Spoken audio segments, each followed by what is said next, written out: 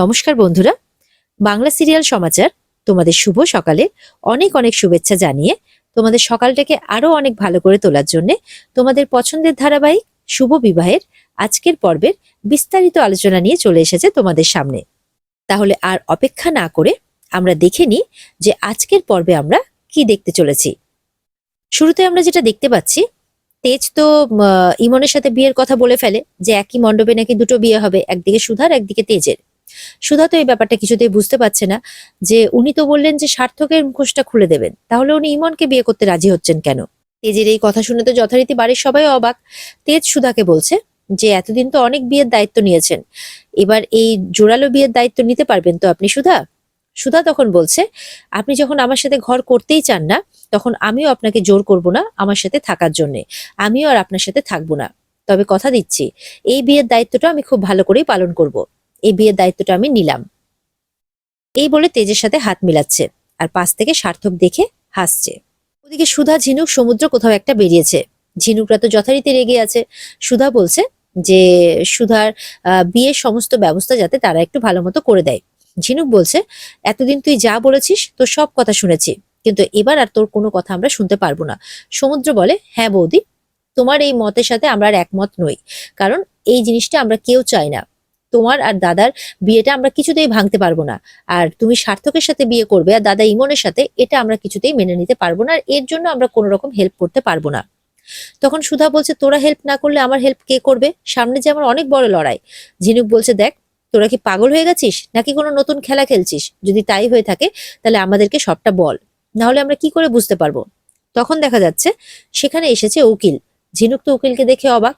সুধা divorce পেপারের আরেকটা copy নেওয়ার জন্য উকিলকে ডেকেছে, আর বলছে যে আগামীকালকের মধ্যে আমার সেই কপিটা চাই। উকিল বলছে, আগামীকালকের মধ্যে কিভাবে দেব? আগামীকালকে তো কোর্ট বন্ধ। কোর্ট বন্ধ? কোর্ট বন্ধ থাকাকালীন তো ডিভোর্স পেপার কিছুতেই আনানো যাবে না। আর এই চালাকি করেই সার্থকের মা কিন্তু কালকে বিয়ের ব্যবস্থাটা করেছে। ওদিকে বাড়িতে তো সার্থক হাসাহাসি করছে, বাগানে বসে আছে। বলছে, ডিভোর্স পেপারের কপি তো তুমি যে মরে গেলেও পাবে না, কারণ মা তো ওইভাবেই ব্যবস্থা করেছে। কালকে তো কোর্ট বন্ধ, আর কোর্ট বন্ধ থাকাকালীন তোমাকে কে ডিভোর্স পেপার এনে দেবে? পাশ থেকে কিন্তু সার্থকের বলা কথাগুলো অশ্মি ফলো করছে। কিন্তু অশ্মির বোকামি, সার্থক তো অশ্মিকে দেখেই ফেলছে। এর আগেও ঘর থেকে বেরোতে দেখে ফেললো, সন্দেহ করে ফেললো, কারণ আগে থেকে সে জেনে গেছিল সে একজন পুলিশ ইন্সপেক্টর। আর এবারেও কিন্তু অশ্মিকে দেখে ফেললো সার্থক, যে এই মেয়েটা আবার আমাকে ফলো করছে, এর কোনো একটা ব্যবস্থা করতেই হবে। তখন অশ্মির সামনে এমন একটা ভান করতে থাকে যেন সার্থক তাকে দেখতেই পায়নি, আর অশ্মি ওদিকে এমন একটা ভান করতে থাকে যেন সে ছবি তুলতে বেরিয়েছে, সার্থক যাতে বুঝতে না পারে। কিন্তু সার্থক কি অতই বোকা? না হলে কি এত বড় ক্রিমিনাল হওয়া যায়? কিন্তু অশ্মি মনে হয় একটু বোকামিটা করেই ফেলছে। যাই হোক, এরপরে তো অশ্মি সেই খবরগুলো দেওয়ার জন্য ইন্সপেক্টর আশুতোষকে ফোন করে। ইন্সপেক্টর আশুতোষকে ফোন করে সব কথাই জানায় যে আপনার সন্দেহটাই ঠিক, সার্থক একটা বড়সড় ক্রিমিনাল, তার বিরুদ্ধে কিছু প্রমাণও পেয়েছি আমি। এইভাবে কথাবার্তা হচ্ছে, আর এই কথাবার্তার মাঝখানে কিন্তু সার্থক এসে পড়ে। সার্থক সবটা শুনেও ফেলে। এবার তো অশ্মি ভয় পেয়ে যায় সার্থককে দেখে। দেখা যাক এবার অশ্মির সাথে সার্থক কি করে। তো উকিল বলছে সুধাকে যে সবকিছুর একটা প্রোটোকল আছে, তার বাইরে গিয়ে তো আমরা কোনো কিছু করতে পারি না। তখন সুধা বলছে, কালকে যে ডিভোর্স পেপারে কপিটা না পেলে অনেক বড় সর্বনাশ হয়ে যাবে। চিন্তায় পড়ে গেছে সুধা। উকিল তো বলে চলে যায়। সুধা বলছে, আইন যেমন আছে তার উপায়ও আছে, যে করেই হোক আমাকে ডিভোর্স পেপারে কপিটা বের করতেই হবে, আর ওই সার্থক চ্যাটার্জির মুখোশটা আমাকে সবার সামনে টেনে খুলতেই হবে। আমি যে মিস্টার বসু মল্লিককে কথা দিয়েছি। তখন সমুদ্র আর ঝিনুক বলছে, তুই চিন্তা করিস না, আমরা তোর পাশে আছি। সুধা বলছে, এবার দেখি যে তুমি কিভাবে যেতো সার্থক চ্যাটার্জি। অশ্মিকে তো ধরে ফেলেছে সার্থক হাতে নাতে। এবার অশ্মি বলছে, অশ্মিকে বলছে, কি প্রমাণের কথা বলছিলে তুমি শুনি? অশ্মি বলছে, না আসলে সুপারভাইজার ফোন করেছিল তো, তার সাথেই কথা বলছিলাম। বলে, আর মিথ্যে কথা বলা যাবে না, আমি যে তোমাকে ধরে ফেলেছি। অশ্মি তো এবার খুব ভয় পেয়ে গেছে, পালানোর চেষ্টা করছে, কিন্তু সার্থক ধরে ফেলে আর পেছন থেকে বাস দিয়ে একটা মাথার মধ্যে বাড়ি মারে। ইন্সপেক্টর অশ্মি তো অজ্ঞান হয়ে যায়। পেছনে ফিরেই দেখে যে সুধারা কিন্তু চলে এসেছে। এবার তো সার্থক ভয় পেয়ে যায়, সুধারা আমাকে দেখে ফেললে তো মুশকিল হয়ে যাবে। তখন সার্থক ওখান থেকে কেটে পড়ে আর অশ্মিকে ওখান থেকে নিয়ে যায়। সুধার কিন্তু একটা সন্দেহ হয়। সুধা সেই জায়গাতে দৌড়ে আসে। সেই জায়গায় কিন্তু অশ্মি জুতোটা খুলে পড়ে আছে। সুধা সেটা লক্ষ্য করে না, শুধু বাসটা দেখতে পায়। তখন ঝিনুকরা বলছে, তুই কাকে খুঁজতে খুঁজতে এলি বলতো এখানে? বলে, আমার কেন জানি না মনে হলো এখানে কেউ ছিল। তখন বলছে, কই কেউ নেই তো। বলে সুধারা চলে যায়, জুতোটা দেখতে পায় না। আর এদিকে অশ্মিকে গাড়িতে করে কোথাও একটা নিয়ে চলে যায় সার্থক, আর বলছে, তোমাদের খেলা তো শেষ এবার। এদিকে তো বিয়ের প্রায় অর্ধেকটাই প্রিপারেশন শুরু হয়ে গেছে। সুধাও তো কাজে ব্যস্ত, আর এদিকে ইমনরা তো বিভিন্নভাবে পেছনে লাগছে। সুধাকে সার্থকের মা বলছে, "এ কি তোমার হাত খালি কেন? তুমি এসব কাজকর্ম ছাড়ো।" মানে সুধা শরবত দিচ্ছিল। "তুমি এসব কাজকর্ম ছাড়ো, এগুলো বাকি সবাই সামলে নেবে, চলো আলতা পড়বে চলো। তুমি তো বসু মল্লিক বাড়িরই ছেলেকে বিয়ে করছো, তাই জন্য সমস্ত নিয়মটা বসু মল্লিক পরিবারের নিয়ম অনুযায়ী হবে। চলো আলতা পড়বে চলো।" এরপরে সেখানে ইমন আসে। ইমন বলছে, "সুধা তুমি কত লাকি, তুমি তিনবার কনে সাজার সুযোগ পাচ্ছ, কত লাকি বলো তো?" তখন সুধা বলছে, "লাকি তো আপনিও, আপনারও তো এটা 2 নম্বর না 3 নম্বর কনের সাজ হবে তাই না? এর আগেও তো আপনি কনে সেজেছিলেন, কিন্তু কি বিয়েটা আমার হয়েছিল আর সঙ্গটা আপনি সেজে ফেলেছিলেন।" আর এটা শুনে তো ঝিনুকরা হাসছে। তখন তো রেগে যায় ইমন, বলে, "এটা তুমি কি বলছো, তুমি এভাবে বলতে পারো না।" বলে, "কেন? এইবারও তো আপনি সং সাজছেন, তো বিয়েটা হবে তো?" ব্যাস, ইমন আরো রেগে যায়। এরপরে ইমনের মা বদমাশি করে বলে যে, "ইমনের আলতাটা তুমি পরিয়ে দেবে।" তখন সুধার হাজবেন্ড মানে তেজ আসে, বলে, "কেন? সুধা কেন আলতা পরিয়ে দেবে?" বলে, "তুমি তো সুধাকে সাথ করে সব দায়িত্ব দিয়েছো, তাই এটা আমার আবদার আর কি। সুধাই তো সব দায়িত্বে আছে, তাই সুধাই আলতাটা পরিয়ে দেবে।" সুধা বলছে তখন যে, "ঠিক আছে, কোনো অসুবিধে নেই, আলতাটা আমি পরিয়ে দেবো, চলুন।" ইমনকে তখন নিয়ে যায়, আলতাটা পরাতে থাকে হাতে। বলে যে, "লাল রংটা কিন্তু খুব শুভ, আবার লাল রংটা কিন্তু বিপদেরও সংকেত দেয়, তো একটু সাবধান।" ইমন মনে মনে ভাবছে, কি ব্যাপার, সুধা এরকম কথা আমাকে বলছে কেন? তাহলে কেউ বুঝে গেল যে আমি সার্থকের সাথে মিলে আছি? এই বলে সুধা ওখান থেকে চলে যায়। ইমন যখন তার হাতটা দেখে, তখন দেখে যে হাতে সুধা স্মাইলি এঁকে চলে গেছে। আলতা তো পরিয়েছে, মাঝখানে গোলের মধ্যে একটা উল্টো স্মাইলি, একটা সোজা স্মাইলি। ইমন তো খুব রেগে যায়। এদিকে তো নাচ গান শুরু হয়েছে। সার্থক বলছে যে, "এ কি, এটা তো একটা বিয়ে বাড়ি, কেউ নাচ গান করবে না? সবাই তো আমরা নাচ গান করবো, হই হুল্লোড় করবো, কিন্তু বাড়ির কোনো সদস্য কিন্তু এগিয়ে আসে না এই বিয়ের নাচ গানের অনুষ্ঠানে। বড়রা তো কেউ নেই এখানে, উপস্থিতি নেই, আর ছোটরা যারা আছে তারা কেউ এগিয়ে আসে না। সবাই বলে দেয় আমাদের কোনো ইচ্ছে নেই। জোসনা, ডলি, রেশমি সবাই, সমুদ্ররা তো আগেই না।" তো তখন তরিতা আসে, "হ্যাঁ, তোমার বিয়ে বলে কথা, আমরা তো সবাই আনন্দ উৎসব করবোই।" তখন আহ বলে যে, "আপনার মেয়েকে ডাকুন।" সার্থক বলছে ইমনের মাকে। তখন ইমনকে ডেকে নিয়ে আসে, আর ইমন, তরিতা, সার্থক সবাই মিলে ডান্স করতে থাকে।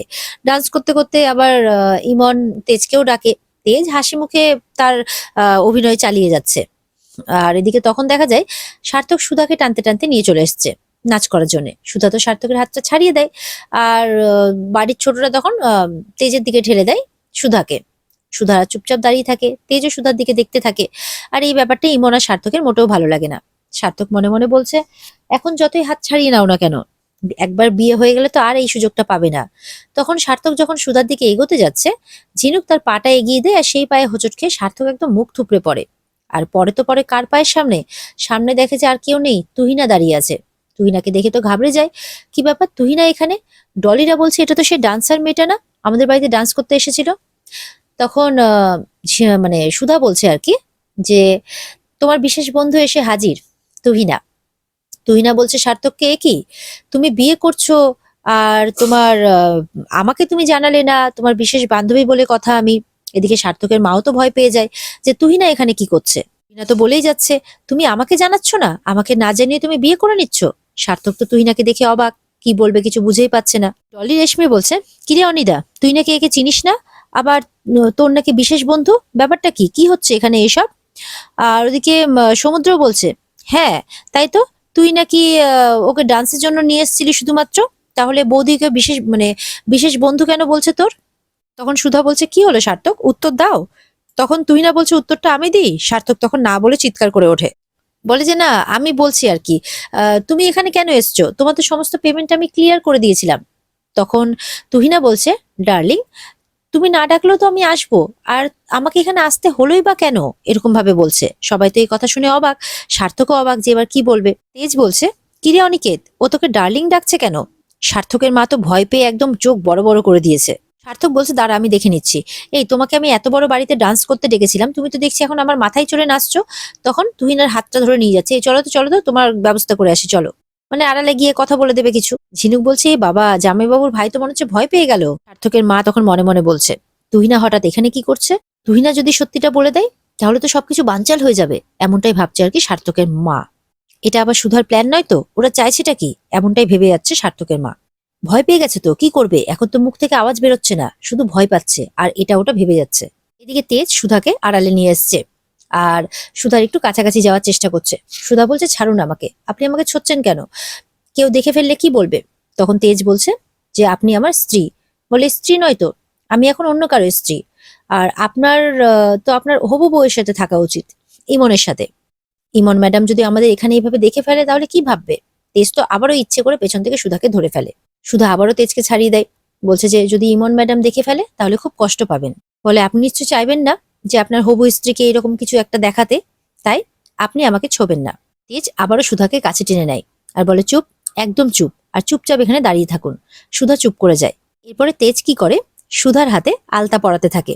সেই জন্যই তেজ সুধাকে ডেকে নিয়ে এসেছে যে সুধার হাতের আলতাটা তেজই পরিয়ে দেবে। সুধা বলছে, এটা আপনি কি করছেন? একদিকে নিজের স্ত্রীকে অন্যের হাতে তুলে দিচ্ছেন, আরেকদিকে আবার আলতা পরিয়ে দিচ্ছেন, এটা কোন ধরনের ভালোবাসা? তেজ বলছে, সময় মতো তেজ তার ভালোবাসার প্রমাণ ঠিক সবার সামনে দিয়ে দেবে, অভিযোগের কোনো সুযোগ দেবে না। এরপরে তেজ সুধার পায়েও আলতা পরাতে থাকে। তেজ মনে মনে বলছেন যে শুধু এই জন্মের জন্য নয়, আগামী 7 জন্মের জন্য শুধু আপনি আমারই, সুধা। সুধা তো অবাক হয়ে তেজের দিকে তাকিয়ে আছে, যেসব হচ্ছেটা কি। আর আজকের পর্ব এখানে শেষ হয়ে যায়। তো বন্ধুরা, এই ছিল আজকের এক জমজমাট পর্ব। আশা করি তোমাদের সবার ভালো লেগেছে। তো এইরকম জমজমাট পর্ব আগামী দিনে আবারও পেতে অবশ্যই কিন্তু আমাদের চ্যানেলকে লাইক, কমেন্ট আর সাবস্ক্রাইবটা করতে একদম ভুলবে না। আর পর্ব ভালো লেগে থাকলে পর্বের বিস্তারিত দেখতে চাইলে অবশ্যই কিন্তু স্টার জলসার পর্দায় সবাই চোখ রাখবে। তাহলে দেখা হচ্ছে আগামীকালকে নতুন পর্বের রিভিউ নিয়ে। ততক্ষণ সবাই ভালো থাকবে। টাটা।